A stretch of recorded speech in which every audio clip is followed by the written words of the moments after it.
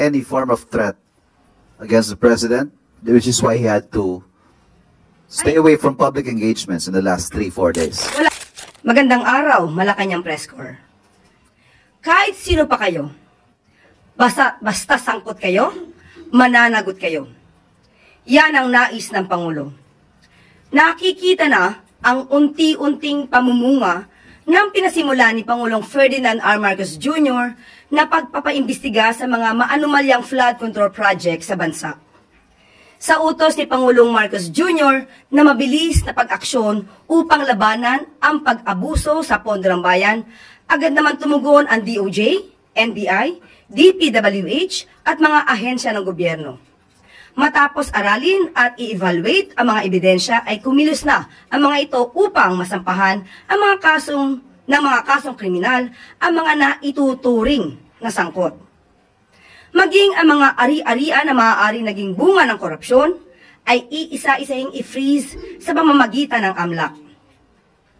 Ngunit may tagubili ng Pangulo. Tiyakin na sapat ang ebidensya upang hindi makawala ang mga tunay na taksil sa interes ng taumbayan. Good morning, Yusek. Mukhang nasubaybayan naman po ni Presidente yung Senate hearing. Kasi kahapon po, inamin ng Assistant Engineer ng First District ng Bulacan na substandard yung lahat ng proyekto doon sa kanilang distrito. Ano pong reaksyon ng Pangulo dito? Unang-una po, nakakalungkot na malaman yan. Hindi lamang po ang Pangulo ang malulungkot. Lahat po tayong taumbayan ay malulungkot po sa nakita at nasabing ganyan na kumbaga itong mga proyektong to ay para sa kalahatan, para sa ikagiginhawa ng mga kababayan natin. Pero ang mga gumiginhawa ay yung mga tao lamang na siyang nagpapayaman. Related lang po, nabanggit rin, ibinulgar ni Secretary Angara na mayroong higit 1,000 classrooms na na-turnovers ng DPWH sa DepEd ang hindi nagagamit kasi hindi tapos. Ano pong gagawin dito? May direktiba na ba ang Presidente? Kung ano po ang dapat mapakinabangan at kailangan maayos, dapat pong ayusin sa pinakamabilis na panahon para po mapakinabangan to dahil sayang po mga pera na nagamit dito. Kung kinakailangan kumpuniin, dapat makumpuni ng agaran. Sunod na tanong mula kay Ivan Mayrina, GMA News. Yusek Claire, this is the 4th day since the President last had the public engagement. May we know how is the President and when will he resume his public engagements? Busy po ang Pangulo sa mga private meeting sa palasyo at sa susunod po hanggang Sabado ay marami po siyang gagawin pong paglabas at magkakaroon po siya ng mga events. So tignan po natin ang kanyang mga activities sa mga susunod pang mga araw. Was there any form of threat against the President, which is why he had to stay away from public engagements in the last 3-4 days? Wala po. Wala pong nararamdaman sa kasalukuyan na threat. Of course, maliban lang, sabi nga natin, sa mga nakaraang threat ng Vice Presidente sa kanyang buhay. Sa ngayon po ay wala pong direct threat na kikita at nararamdaman ng Pangulo at ang gobyerno. At nagkataon lamang po siguro na wala pong activities. Pero tingnan po natin. At bibigyan po namin ng ang media advisory kapag ka po maaari na po kayong sumama sa kanyang mga activities. Thank you. Sunod na tanong mula kay Maricar Sargan, Brigada. Good morning, Yusek.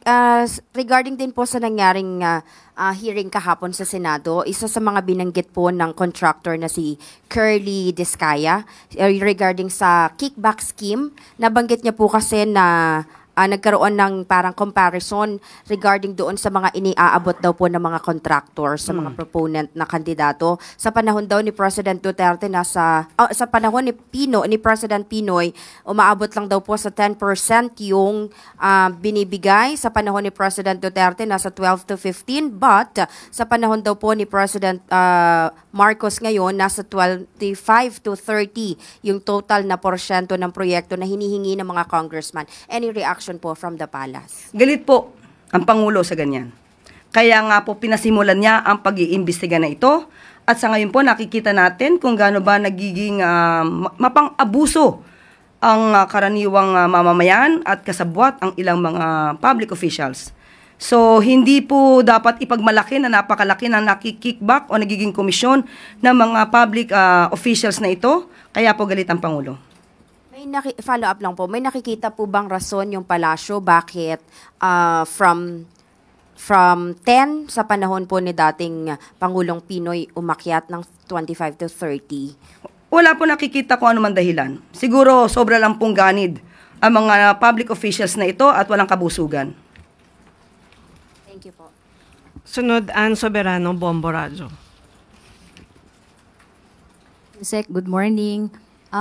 Kahapon po sa budget deliberation sa plenaryo, pinuna po ni Davao City Representative Isidro Ungab ang umano'y kapabayaan at hindi na ipagtanggol ang pagtanggal ng pondo para doon sa mga foreign assisted projects na nangangailangan ng counterpart funding mula sa gobyerno para matustusan po yung mga proyekto.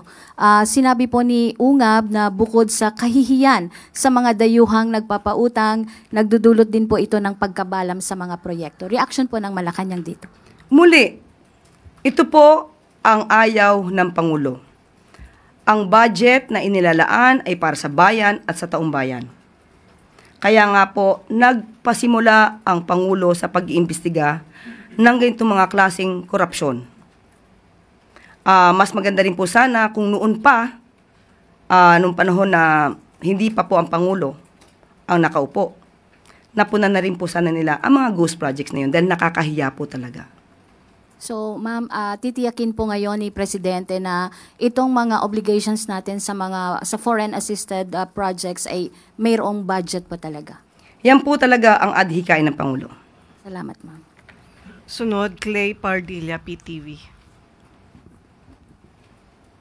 Good morning po, Yusek. Yusek, na pagtalunan po sa Senate, what is Malacanang's stand on requiring the Discayas to return their allegedly ill-gotten wealth before being admitted po to the Witness Protection Program? Thank you.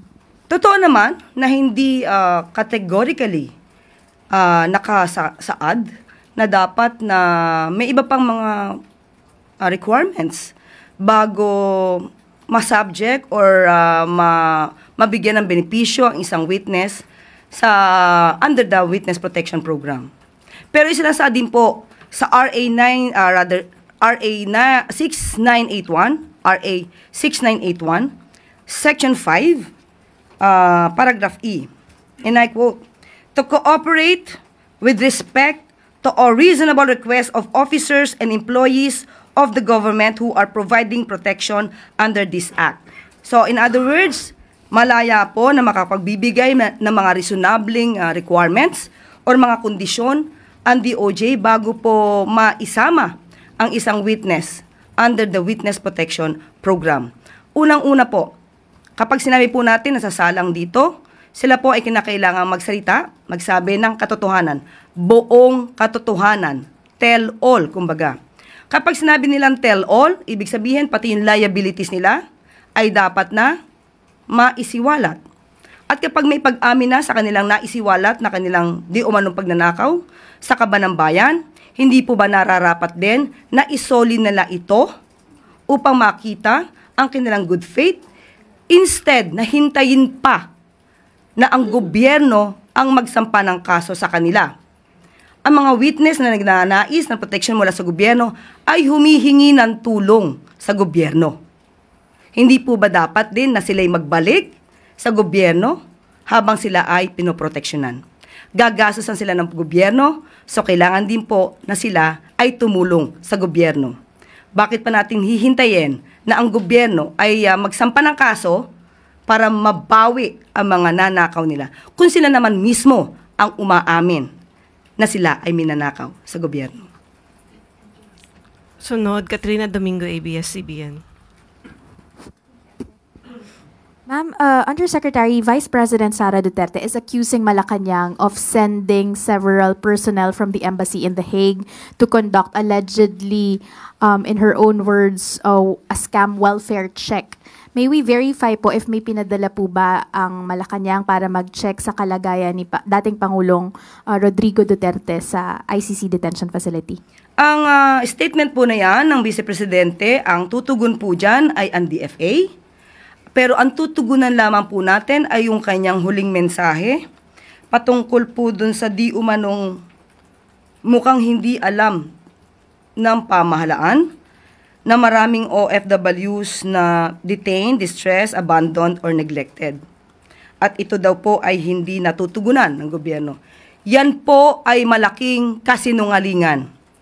Nakausap po natin si USEC Undersecretary Bernard Olalia at tinanong po natin kung ano ang masasabi ng nasabing ahensya.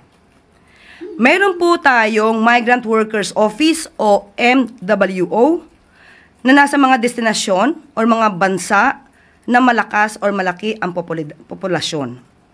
Ito ay headed by labor attaché. So lahat po ng mga kinakailangan o pangangailangan ng ating mga kababayan sa ibang bansa, especially the OFWs, ay tinutugunan ng ating gobyerno at yan din po ang nais ng ating Pangulo. Lahat ng pangangailangan ng mga OFWs, ng mga kababayan natin na sa ibang bansa, dapat matugunan agad-agad. At ayon sa record po ng DMW, lahat ng humihingi ng tulong sa kanila, 100% nilang natutugunan at may records po sila. At meron din pong quick response team ang DMW at kung kinakailangan ng rescue, at hindi sila agad nakakapasok, humihingi agad sila ng tulong sa mga otoridad, mga police authorities sa nasabing bansa. Kaya ito pong binabanggit ng Vice Presidente na walang naitutulong sa mga OFWs, it is another fake news. Just a follow-up question. On the legal perspective, as a lawyer as well, meron po bang breaches in law or in protocol when the President orders the DFA or embassy officials to check on the former President inside the ICC? Because the Vice President is saying, hindi man lang daw po napasabihan ata yung mga relatives ng dating Pangulo. Muli, hayaan po natin ang DFA na tumugon dito para po sila din po ang makapagbigay kung may katotohanan po itong ibinibintang ng Vice Presidente. Sunod, Ana Bajo, DMA News Online. Morning, ma'am. Ma'am, may we just get the palace reaction to Senator Rodante Marcoleta questioning the independence of the ICI? Ma'am, he said the body is allegedly too dependent on other government agencies as regards po sa pag-imbestiga sa mga flood control anomalies. Ang pagiging independent ng isang investigating body ay makikita kung ito ba ay impartial. Walang kinikilingan, walang kinakampihan, walang tinatanggap na suhol o napapabalitang tumanggap ng suhol para ipagtanggol ang nasasabing sangkot.